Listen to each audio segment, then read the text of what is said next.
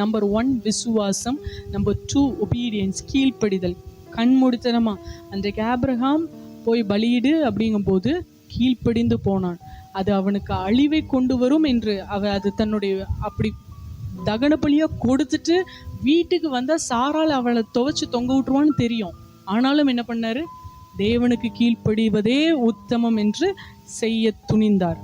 கீழ்ப்படிதல் முக்கியம். 3வது மிக முக்கியமானது, உங்கள் அழைப்பையும் தெரிந்து கொள்ளுதலையும் உறுதியாக்கும்படி ஜாக்கிரதையாயிருங்கள். உறுதியாக்கும்படினா அதை ஒவ்வொரு நாளும் ஈவன் மோர் ஸ்ட்ராங்கர் ஒவ்வொரு நாளும்.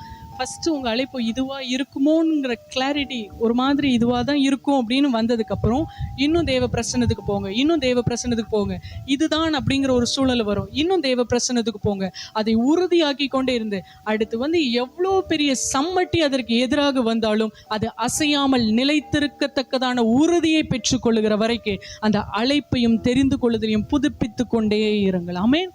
ராஜாவோட பிரசன்னத்துக்கு போக போக போக உங்கள் தெரிந்து கொள்ளுதலில் ஒரு கிளாரிட்டி உங்களுக்கு கிடைக்கும், உங்களை சுற்றி இருக்கிறவர்களுக்கு கிடைக்கும். இதுதான், இவ்வளோதான், நான் கண்டுபிடிச்சிட்டேன், என்னுடைய தெரிந்து கொள்ளுதல் இதுதான் அப்படின்ட்டு ரிலாக்ஸாக விட்டுறாதீங்க. அதுக்கப்புறம் தான் துவங்குது.